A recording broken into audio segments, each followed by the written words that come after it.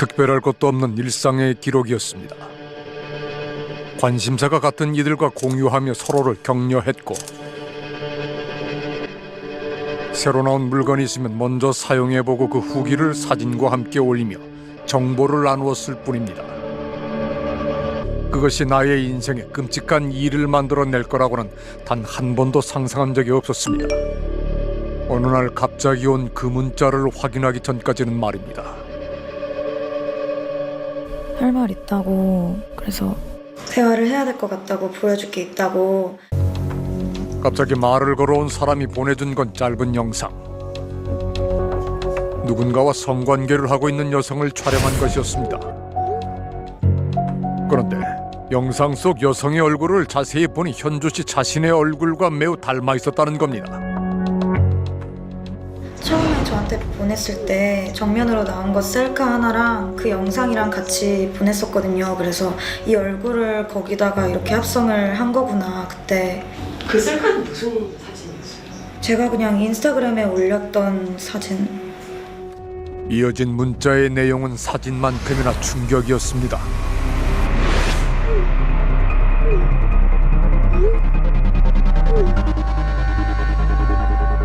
유포하겠다고 사람들한테 돈을 얘기를 하더라고요. 현주 씨가 이를 무시하고 차단하자 실제로 영상을 유포했던 겁니다. 사실이 아니었지만 사람들이 오해할까 두려웠다는 현주 씨. 이런 일을 당한 건 현주 씨만이 아닙니다. 모르는 사람에게 갑자기 황당한 사진과 메시지를 받았다는 주연 씨. 여성의 나체 동영상을 캡처한 사진이었습니다. 영상 속 여성의 목엔 점이 있지만 주연 씨의 목엔 점이 없습니다. 게다가 자신의 얼굴이라고 하기에는 어딘가 묘하게 달랐다고 합니다. 당황스럽긴 했지만은 누군가의 심한 장난이라고 생각하던 순간, 본인이 아니라고 하지 마라, 뭐 자기한테 설명하려고 하지 마라, 200만 원만 보내면 유포 안 하고 연락 안 하겠다.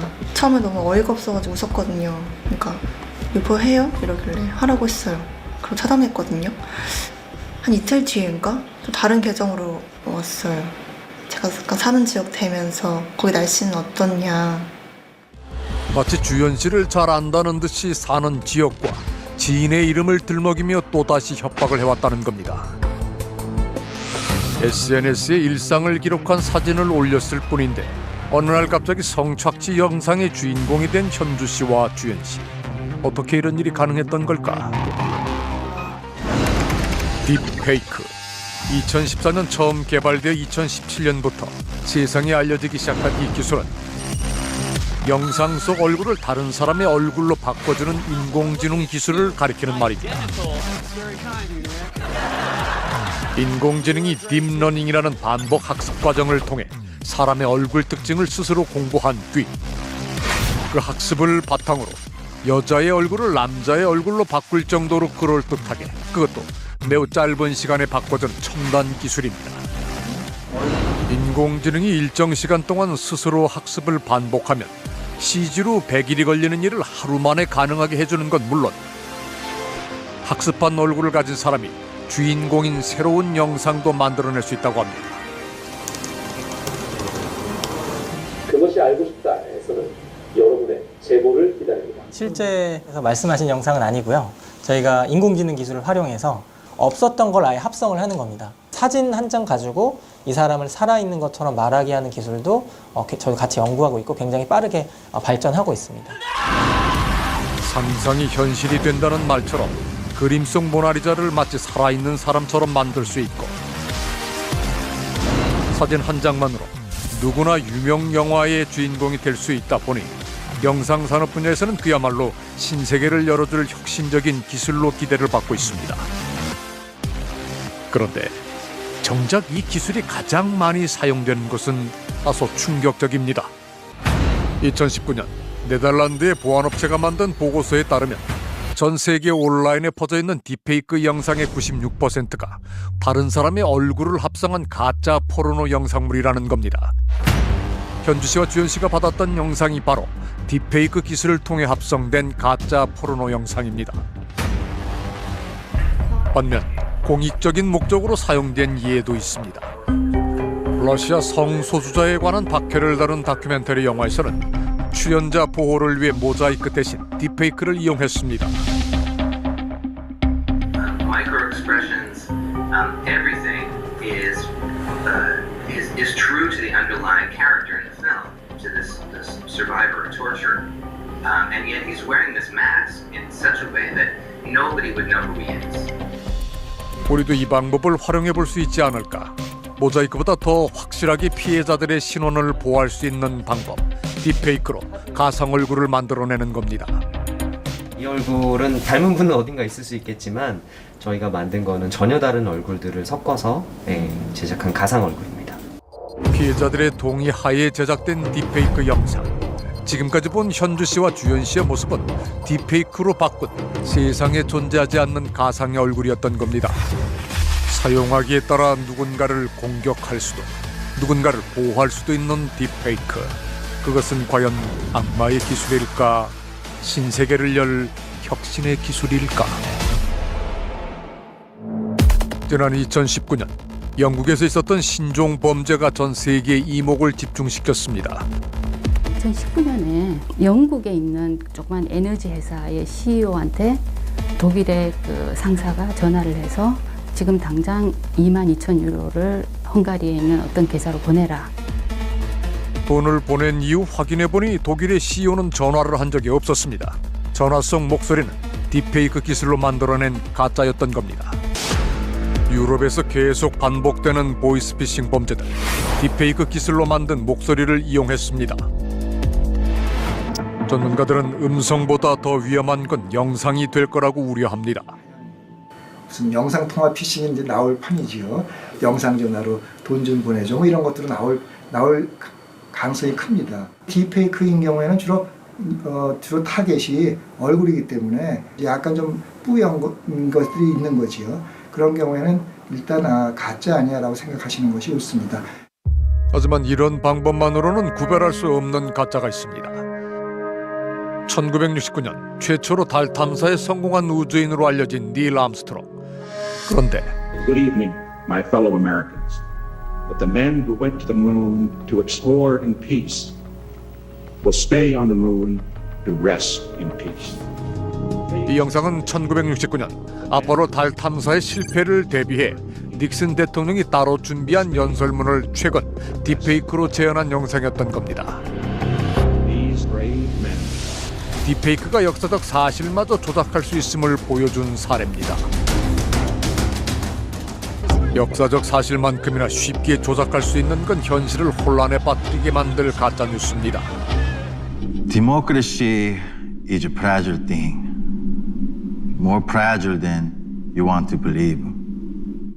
President Trump is a total and complete dipshit. 유명인의 얼굴을 딥페이크해서 그가 한 적이 없는 말을 만들어낼 수 있기 때문입니다. 가족이나 지인은 가짜라는 걸 구별해도 만난 적 없는 유명인의 모습을 가짜라고 의심할 사람은 많지 않습니다. 딥페이크 같은 경우에는 대부분 유명인을 이용을 해서 영상을 만들기 때문에 메신저 자체의 신뢰도가 있는 거죠. 그렇기 때문에 신뢰도 측면에서 딥페이크가 그 텍스트보다 훨씬 더 파괴력이 있을 수밖에 없다라고 생각을 합니다. 지난 2월 12일 39만 명의 동의를 얻고 종료되어 답변을 기다리고 있는 국민청원이 있습니다. 바로 여성 연예인들의 딥페이크 영상을 올린 사이트와 이용자들을 강력히 처벌해달라는 내용입니다. 여성 연예인들의 딥페이크 대부분은 포르노 영상에 연예인들의 얼굴을 합성한 불법 성착취물이기 때문입니다. 전 세계 딥페이크의 96%가 포르노라고 했던 2019년 보고서에 따르면 피해자 중 25%가 한국 연예인이며 가짜 포르노 영상에 영국 배우 다음으로 많이 등장하는 이들이 바로 한국의 K-팝 가수들이라는 겁니다. 실제로 한국 연예인들의 딥페이크 영상이 올라온 사이트들을 쉽게 찾을 수 있었습니다. 특히 외국 사이트 중 한 곳에는 수백 개가 넘는 가짜 포르노 영상이 올라와 있는 건 물론 이 영상들의 순위까지 매기고 있습니다. 작년 말에 데뷔했던 아이돌이 있어요. 좀 놀랐던 건 아이돌 그룹이 나온 지 2, 3개월밖에 되지 않았을 거 아니에요. 딥페이크 합성이 벌써 나타났단 말이에요. 그 속도가 지금 점점 빨라지고 있으니까 공인이나 특정 뭐 인기 가수나 배우 이런 영상이라고 해보세요. 일단 올라오자마자 삭제 속도보다 퍼지는 속도가 빠를 거예요. 전부 삭제가 안 돼요. 그분들은 평생 피해를 받을 수밖에 없는 거죠. 딥페이크 피해는 이제 연예인에서 일반인으로까지 확산되고 있습니다. 딥페이크 관련 제보를 받습니다. 일반인들을 대상으로 한 딥페이크 포르노물은 과연 얼마나 될까? 피해자를 찾는 제보를 내자 수십 통의 제보가 도착합니다. 이들 대부분은 피해를 막을 방법도 해결할 방법도 없었다며 우리에게 도움을 요청해 왔습니다. 우리가 만난 피해자들은 대부분 10대에서 20대 초반의 젊은 여성들. 누군가 SNS에 올렸던 사진을 도용해 성착취물을 만든 뒤 신상 정보와 함께 인터넷에 유포했다는 겁니다. 제 얼굴이랑 여자의 그 제 가슴까지 그 사진이 합성이 돼 있었고 고등학교까지 적혀 있었고 주로 외국 사이트들과 텔레그램 방에서 이루어진 범행. 가해자를 찾으러 간 그곳에서 본 대화 내용을 제보자는 결코 잊을 수가 없습니다. 진짜 너무 충격적이었던 게 어린 친구가 자살을 했나 봐요. 그것 때문에 힘들어서. 근데 그걸 그냥 키키키키 거리면서 자기네들끼리 얘기하는 거예요. 야, 얘 죽었대. 그래서 야, 얘는 며칠 갈 것 같냐. 이런 식으로 얘기를 하는 거예요. 경찰에 신고를 했지만 돌아온 답은 절망적이었습니다. 아, 해외 사이트네요. 이러면서 아, 해외 사이트는 잡기 힘들어요. 이러면서 그냥 SNS를 안 하시는 게 사진을 올리지 말라고. 그게 최선의 방법이라고. 설령 가해자를 잡는다고 해도 상황은 나아지지 않습니다. 자신의 사진을 합성해 유포한 가해자가 지인이란 걸 알고 고소를 진행한 은희 씨. 저는 벌 받을 수 있을 거라고 생각했어요. 왜냐면 피해자가 너무 많았고 그래서 그래도 한 1년은 살다 나오겠지. 피해자가 14명이나 됐지만은 초범이라는 것과 죄를 반성하고 있다는 이유로 가해자는 집행유예를 받았습니다. 피해자들은 실제로 성폭력을 당한 것만큼의 고통을 경험하지만 가해자들은 들키지만 않으면 되는 위험한 놀이쯤으로 여기는 것이 현실입니다. 그 심각성을 잘 보여주는 것, 딥페이크 영상물이 공공연히 거래된다는 SNS입니다. 실제로 딥페이크란 단어를 입력하자 딥페이크 사진과 영상을 판매한다는 방들이 검색됩니다. 실제로 판매가 이루어지는 걸까? 판매자와 직접 대화를 시도해봤습니다. 딥페이크는 사진 작업은 제가 하고 영상 작업은 작업자가 합니다. 별 경계심 없이 대답을 하는 판매자에게 우리는 그것이 알고 싶다 제작진임을 밝히고 정식 대화를 요청했습니다. 아린님이세요? 네네, 맞습니다. 실례지만 나이가 어떻게 되시나요? 지금 17살입니다. 17살이요? 네. 17 학생이 이런 일을 하는 이유는 뭘까? 이 서버를 처음 열었을 때 하루 만에 막 30명이 올 정도로 많이 몰리고요. 지금까지 번 돈 한 50만 원 정도거든요. 단순히 돈 때문에? 실제로 저는 그렇죠. 지금 본인이 하고 있는 일이 얼마나 크게 잘못된 일인지는 잘 모르시는 것 같아요. 알기는 아는데 걸리면 제가 책임지겠다고 하고. 실제 책임을 지실 수가 있으신가요? 아니요. 제보를 통해 우리에게 도움을 요청해온 한 여성의 절박한 메시지. 그녀의 딥페이크 합성물이 올라와 있던 곳은 한 외국 포르노 사이트. 그런데 이곳엔 그녀뿐만이 아니라 다른 한국인 피해자가 또 있었습니다. 심지어 이 또 다른 피해자의 경우 그녀의 얼굴을 이용해 한 개가 아닌 여러 개의 딥페이크 성착취물이 만들어져 있었습니다. 그녀의 영상들을 올린 가해자는 한국인으로 추정됩니다. 가해자의 아이디와 여성의 얼굴을 단서로 인터넷을 샅샅이 뒤진 결과 한 SNS 계정의 프로필 사진이 이 여성의 얼굴과 같다는 걸 발견했습니다. 그 계정은 야외에서 지나가는 미성년자에게 자신의 성기를 노출하는 등 음란 행위를 하는 영상을 촬영해 판매하는 성범죄가 행해지고 있는 곳입니다. 우린 계정 주인에게 프로필 사진의 주인이 누군지 물어봤습니다. 그건 제 지인이에요. 딥페이크 같은 게 있긴 한데. 돌아가고 취한 거에 다른 영상에 그가 바로 외국 사이트에 피해 여성의 딥페이크 영상을 올렸을 가능성이 높습니다. 자신의 SNS 계정을 통해 이런 음란 행위를 10년 넘게 해왔다고 자랑한 남자. 그는 이제 자신의 음란 행위 딥페이크까지 이용하고 있는 겁니다. 피해자가 모르고 있다면 신고도 되지 않았을 상황. 우리 남자를 경찰에 신고하기 위해 그가 거주하는 지역을 추적했습니다.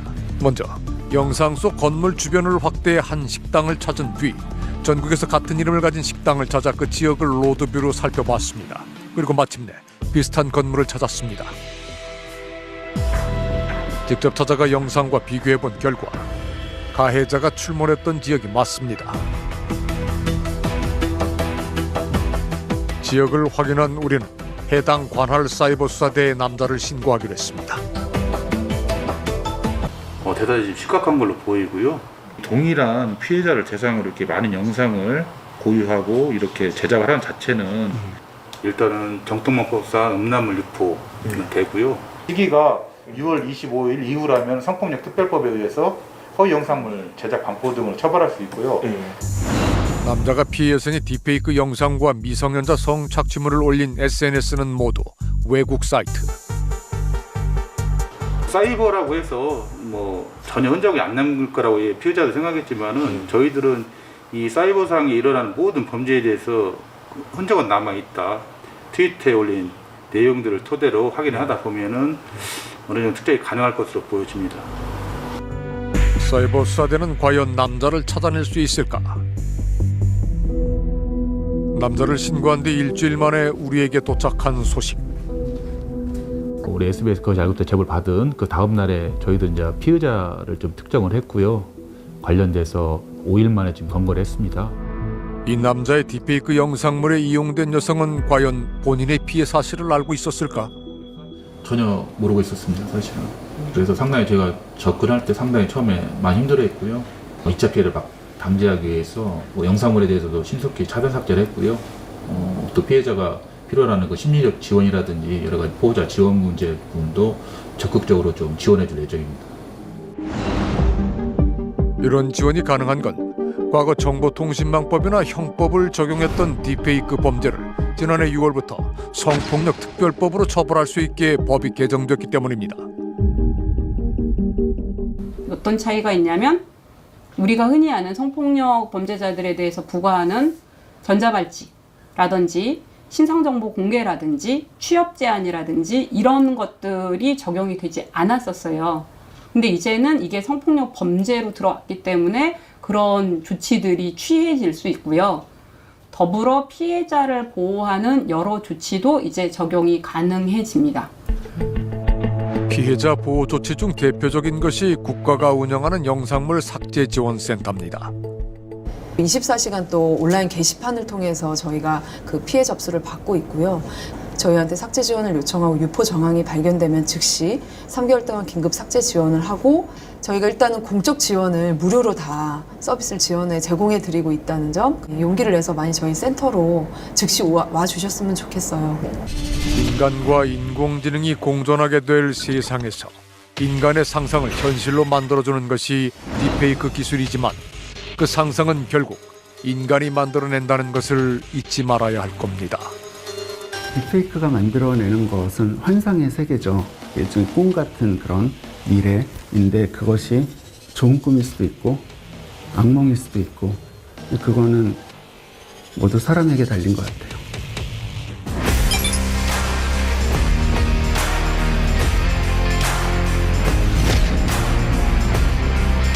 그것은 아이들에게 허락되지 않는 금단의 공간에 있었습니다. 하지만 그것을 만나러 가는 문은 너무나 쉽게 열려버렸습니다.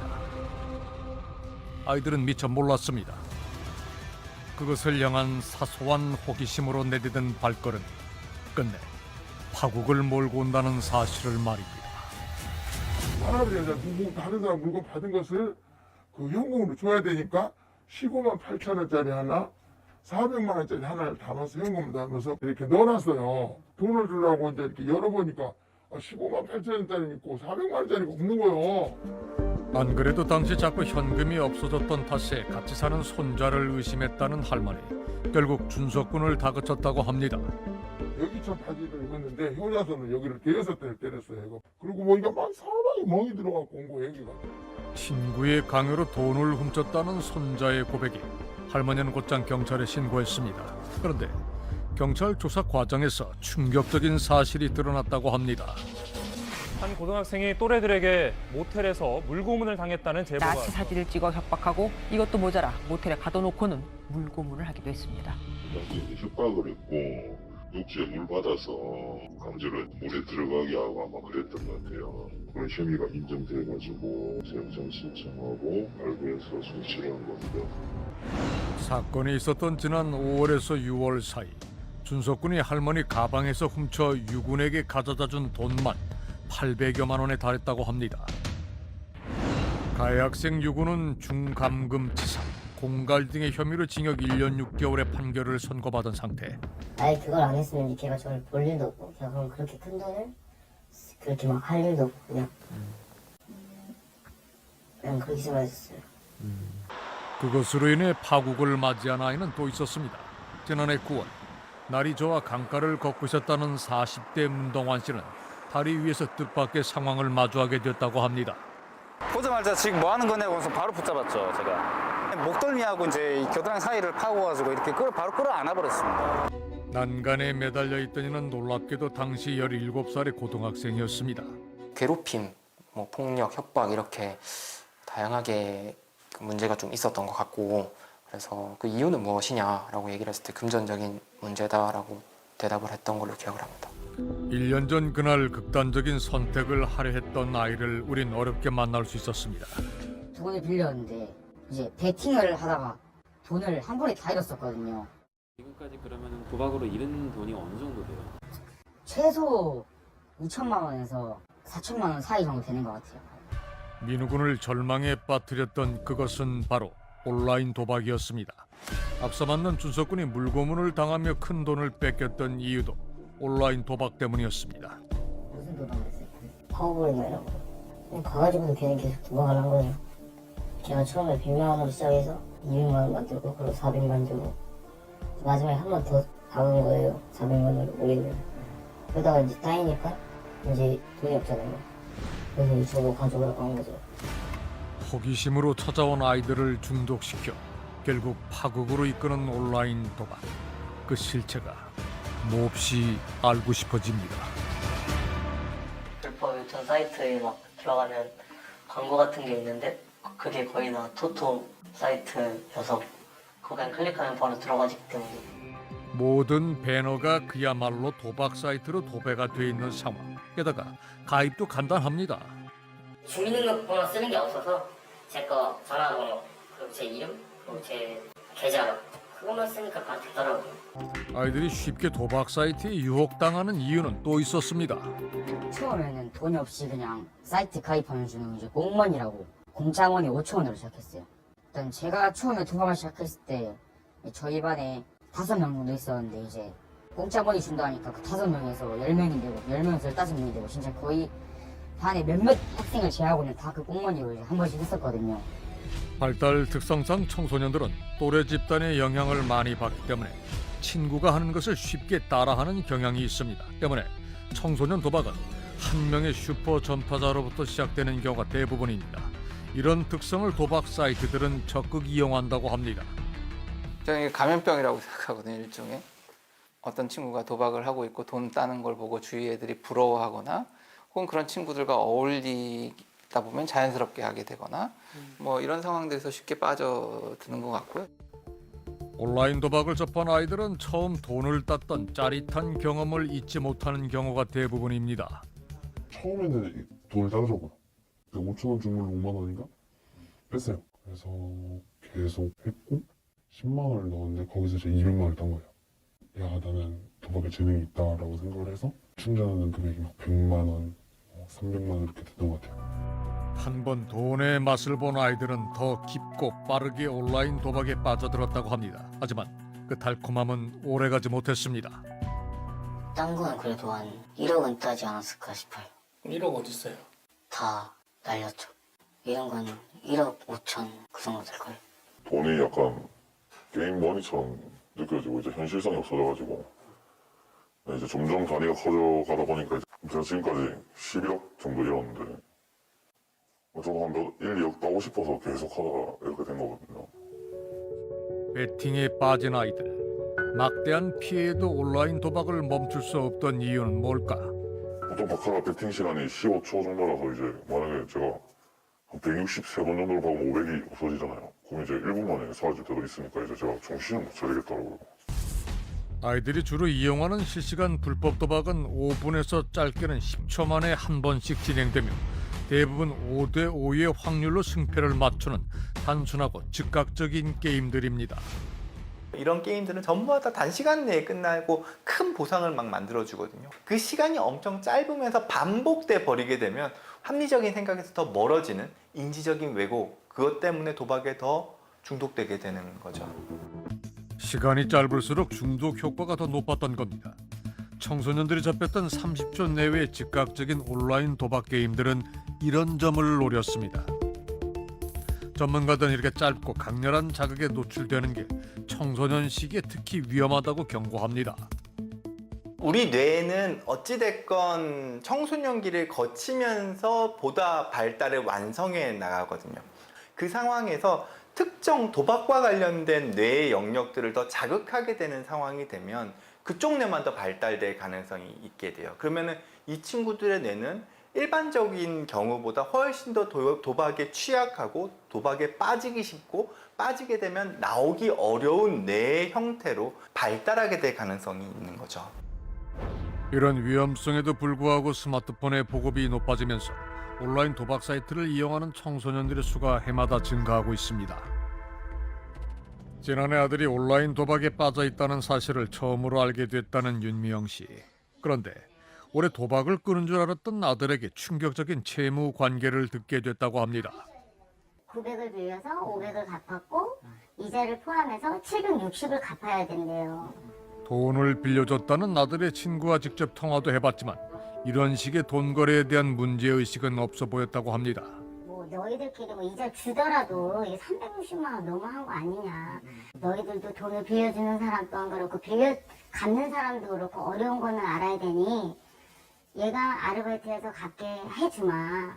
근데 이제 그날 가서 얘기를 하면서 뭐 대답에 성의가 없다는 둥 하면서 이제 애를 때린 거죠. 돈을 빌려준 친구의 뜻대로 돈을 갚지 못하자 급기야 폭행까지 당했다는 아들 정훈군. 폭행 사건 이후 극심한 스트레스에 시달리던 정훈군은 심리치료까지 받아야 했다고 합니다. 한 1,500만 원 정도까지 됐었어요. 그 개인 돈으로만. 너 돈 갚을 능력 없으니까 허리 쳐라. 이래서 제가 06년생 지금 21살 형한테 한 이틀 동안 잡혔었던 것 같아요. 빚을 갚으라는 선배의 강요로 중고거래 사기까지 저질렀다는 성훈군. 하지만 빚은 해결되지 않았습니다. 나와서 또 이제 남은 빚이 있으니까 그걸 해결하려고 범죄를 계속 했었어요. 돈이 없으니까 차털이라는 것도 하고 그러고 있다가 어떤 술 취한 아저씨한테 달려가서 때리고 돈을 뺏은 거예요. 빚을 갚기 위해 아이들은 더 깊은 범죄의 수렁으로 빠져버린 겁니다. 실제로 금융기관에서 대출을 받을 수 없는 미성년자들을 대상으로 돈을 빌려주겠다는 일명 개인 돈 광고는 SNS에서도 쉽게 찾아볼 수 있습니다. 우린 얼마 전까지 후배들에게 개인 돈을 빌려줬다는 한 학생을 만날 수 있었습니다. 개인 대출을 한 100에서 200 정도 잡고 그런 식으로 했는데 이렇게 나 투토하려 빌려가는 애들이 이제 200 그러니까 이전에 갚아라. 우리가 만난 18살의 개인 돈 업자 주환군의 영업 방식은 성인을 능가했습니다. 빌려줬는데 다 갚던가요? 못 갚는 애들이 많았죠. 그래서 제가 담보를 받아놓은 거예요. 가장 크게 밀렸던 700이었어요. 집에 있던 금이랑 그거 싹 모으고 지가 있던 명품이랑 싹 모으고 그런데 못 갚아가지고 그것도 싹 다 팔아먹으니까 한 1,830가 나왔네 그때. 도박에 중독된 아이들 옆에는 그 아이들을 노리는 또 다른 아이들이 있는 겁니다. 청소년 도박의 악순환입니다. 아이들이 돈이 없으면 사실은 정상적으로는 알바를 하거나 알바를 못하면 실제로는 할 게 없기 때문에 범죄로 진입을 하는데 조금 더 심한 경우에는 이제 성매매, 최근에 이제 뭐 마약 던지기까지 지금 사이버 도박은 우리가 알고 있는 상식을 좀 벗어나고 있다. 그리고 다른 범죄를 지금 다 수집하고 있다. 불법임에도 버젓이 운영되고 있는 도박 사이트들, 이들의 실체는 뭘까?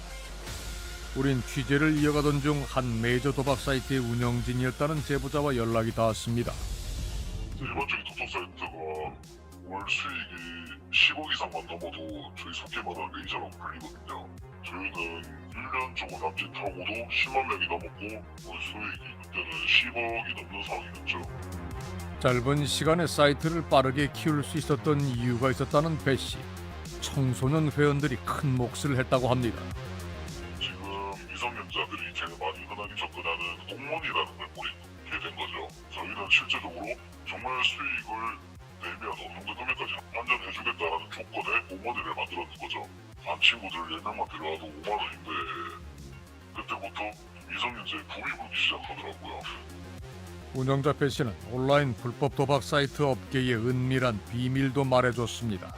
저도 이거를 제보하면서 말씀드리고 싶었던 이유 중에 절대적으로 날 수 없는 구조라는 게 있거든요. 확률수 베팅이라고 다들 생각을 하고 50대 50을 베팅을 하지만 절대 확률수의 50대 50이 아니거든요. 홀과 짝, 검은색과 빨간색, 왼쪽과 오른쪽, 대부분 두 가지 결과 중 하나를 선택해 돈을 거는 실시간 도박 게임. 겉보기에는 운영자와 도박 사이트 이용자가 이길 확률이 각각 50%로 같지만 사실은 조작이 있다는 겁니다. 이해를 돕기 위해 운영자가 조작한 방법을 사용해 실험을 해봤습니다. 앞으로 20번에 걸쳐서 홀짝 게임 비슷한 걸 하실 텐데 역시나 가장 많은 칩을 가져가시는 분께는 소정의 상품을 드릴 겁니다. 무조건 10만 원씩 베팅해 주세요. 참가자 5명에게 각각 사이버머니 100만 원, 그리고 이들의 총량과 동일하게 딜러에게는 500만 원의 운영 자금을 주고 게임을 진행합니다. 베팅이 끝났으니까 노멀 벳 바로 카드를 공개하도록 하겠습니다. 검정색이었습니다. 검정색 하신 분 계세요? 네, 축하드립니다. 이번엔 빨간색이었어요. 빨간색 하신 분들 정말 축하드립니다. 과연 참가자 중 딜러를 상대로 돈을 딴 사람은 있었을까? 20번째 마지막입니다. 그리고 돈을 벌었다면 남은 3명 중 1등은 얼마를 벌었을까? 빨간색이었습니다. 빨간색 축하드립니다. 1등은 재민님이십니다. 몰랐죠? 아니 내가 이 액수인데 1등이라고 지금 생각하셨죠, 살짝? 네, 맞습니다. 1등입니다. 얼마예요? 80. 놀랍게도 최종 실험 결과 80만 원을 남긴 참가자가 1등이 되는 결과가 나타났습니다. 원금인 100만 원에도 미치지 못한 액수. 결국 5명의 참가자 중 돈을 번 사람은 아무도 없었습니다. 빨간 카드나 검은 카드 중에 하나를 고르는 건데 뭔가 좀 공정하다고 생각했어요? 해볼만 하다? 네, 그래도 50% 확률이라 생각하니까 오히려 더 계속했던 것 같아요. 왜 본인이 다 잃었다고 생각해요? 제가 감이 좀 없어가지고 다 잃었다고 생각을 해요. 운영자와 참가자들의 최종 금액을 비교해보면 참가자들의 총 합이 180만 원인 반면 운영자는 총 820만 원, 참가자들의 손실 금액인 320만 원의 수익을 올린 겁니다. 무려 64%의 수익률을 가져간 운영자. 20회에 걸친 게임에서 운영자의 자금은 500만 원에서 820만 원까지 지속적으로 상승했습니다. 어떻게 운영자만 수익을 내고 참가자들은 모두 손해를 본 것일까? 단순히 운이었던 걸까? 사실 이 게임에는 트릭 하나가 숨어 있었습니다. 간단하지만 중요한 트릭. 운영자가 참가자들이 어떤 색깔의 카드에 배팅을 했는지 확인한 후 상황에 따라 당첨되는 색깔을 변경했던 겁니다. 검정이 여기 많잖아요? 그럼 제가 돈을 많이 잃는 거잖아요. 많은 분께서 검정을 하셨으니까. 그래서 제가 밑잔 빼기를 통해서 빨강을 뺐습니다. 그래서 따는 분들은 따는데 잃는 사람이 더 많은 거죠. 각각의 게임 중에는 돈을 딴 참가자도 있기에 겉으로 보기에는 공정해 보였지만 사실은 언제나 운영자에게 이익이 되는 쪽으로 조작했던 겁니다. 이외에도 온라인 도박 사이트의 운영자들은 다양한 방법으로 조작이 이루어지고 있다고 증언했습니다. 사진으로 영상을 찍어주는 건데 거기서 이제 딜러가 계속 까줘요. 회차마다 까주는 건데 그게 저희는 이제 실시간이라 생각하고 보는 거잖아요. 근데 그게 녹화 방송이에요. 여기는 이제 이렇게 TV를 틀어주는 실시간으로 이제 생중이 되고 있다는 걸 이제 알려주려고 TV를 틀어주고 있는데 자 여기서 이제 배팅을 이제 하는 거죠. 실시간이어도 그거는 사람 심리를 이용한 거예요. 이러면 조작이 아니겠다. 당연히 또 믿겠죠, 사람들은. 근데 지금 카드를 바꿨을지 결과를 어떻게 바꿀지 모르잖아요. 그런데 운영자 배 씨는 온라인 도박 세계 안에 조작 못지않게 심각한 문제가 또 있다고 했습니다. 텔레그램방이 박사방이다, 야동방이다, 독방방이라고 하지만 이 방들의 최초에 원래 시작됐을 때 시발점이 이런 거였냐? 도토 영업방이었단 말이죠. 회원이 받려면 너무나도 자극적인 거 나야 되니까. 근데 거기에 추측이 되는 애들이 미성년자가 돼버린 거지. 텔레그램 불법 도박 광고방 안에서는 박사와 같은 이들을 너무나 쉽게 만날 수 있었다는 운영자 배 씨. 그는 불법 도박 광고방으로 유입된 회원 대부분이 청소년이라고 했습니다. 객관적으로 보시면 현경장 빨간방이라는 게 있습니다. 오픈 채팅으로 운영을 하고요. 흔하게 볼 수 없는 어디서 추출된 것 같은 영상, 업데이트라고 하는 거죠. 풀영상이 궁금하면 5분만, 4분만으로 가는 조건부가 없는 건데 사이트에 가입을 해야 된다. 토토 사이트에. 네, 가입을 하면 한 3분까지 나옵니다. 조금 더 풀버전 원한다. 그러면 이제 토토 사이트에 얼마 일부 이상이 충전해야 됩니다. 도박 사이트에 가입만 하면 영상을 무료 제공하겠다는 제안. 큰 돈벌이를 하고 싶었던 그들의 방법은 자신들의 고객을 늘리기 위해 성착취 동영상까지 이용하는 것이었습니다. 성착취물이나 이런 포르노그래피를 한번 눌러놓으면 이걸 끊기가 너무 힘들어요. 휴대폰 번호를 바꾸기 전에는. 아이는 한 군데 가입을 했지만 이 자신의 연락처가 다른 사이버 도박 업체에다가 다 팔리는 거죠. 그러면 아이는 자중하고 싶고 절제하고 싶어도 생각이 안 날 쯤 되면 스팸이 오고 스팸이 와서 결국에는 그 유혹을 뿌리칠 수 없어서 또 하게 되고 또 보게 되니까. 판돈이 무려 4조 원대에 달하는 불법 도박 사이트를 운영해온 국내 불법 도박 시장의 규모가 80조 원을 넘어가고 있는 가운데 온라인 불법 도박 시장은 빠르게 몸집을 불려가고 있습니다. 도박 사이트 수사할 때는 뭐 아무래도 여기를 차단하면 이쪽으로 옮겨가고 뭐 그렇게 하거든요. 그래서 저희가 수사를 할 때에 운영자도 잡으려고 노력을 하는데 개발자를 반드시 잡으려고 하는 이유가 있습니다. 그 프로그램을 갖고 있는 경우들이 있거든요. 그래서 사이트만 그거 하나 쳤다고 그래서 이게 사이트가 폐쇄가 되느냐, 그렇지가 않고 또 딴 데 가서 또 할 수 있거든요. 단속과 검거가 어려운 만큼 전문가는 처벌을 더욱 강화할 필요가 있다고 지적합니다. 지금 우리는 운영자가 얻는 수익에 비해서 처벌이 너무 약하거든요. 그래서 뭐 외국의 경우에는 거기에 대한 불법 수익 환수라든지 다양한 절차를 통해서 이득들을 굉장히 많이 확보하려고 하고 있거든요, 정부에서. 근데 우리는 사실은 처벌되는 사례도 거의 없을 뿐더러 또 행정적인 제재들도 뭐 사이트가 폐쇄된다든지 아니면 그 사람의 금융 정보에 대한 계좌들을 막는다든지 이런 것들이 쉽지 않기 때문에 더 이제 쉽게 이런 활용들을 하고 있는 것 같아요. 이미 도박에 빠져 있는 아이들을 위해서 해야 할 일도 많습니다. 치료를 하더라도 도박빚은 절대로 부모님이 갚아주시면 안 돼요. 본인이 본인의 인생을 책임지겠다는 마음이 있을 때부터 시작이에요. 우리 부모님이 이 도박빚을 내가 어떻게 하면 갚아주실 거예요 라고 기대하는 순간 도박 치료는 안 돼요. 우리가 만났던 아이들은 저마다의 방법으로 수렁에서 빠져나오기 위해 최선을 다하고 있습니다. 저는 이제 지금은 너무 잠을 많이 자고 싶어요. 그게 소원이에요. 하루에 몇 시간 자요? 하루에 한 4-5시간 자는 것 같아요. 키가 얇아. 진짜 그때 나가야지 빨리 할 수 있거든요. 후회돼요? 그냥 다시 돌아가고 싶어요. 그냥 만약에 중학교 때 다시 돌아가면 그럼 절대 안 할 것 같아요. 그냥 진짜 후회 많이 돼요. 어른들이 쳐놓은 덫에 걸려 저당 잡혀버린 청춘의 시간. 호기심의 대가를 치르는 일이 오로지 아이들만의 몫은 아닐 겁니다.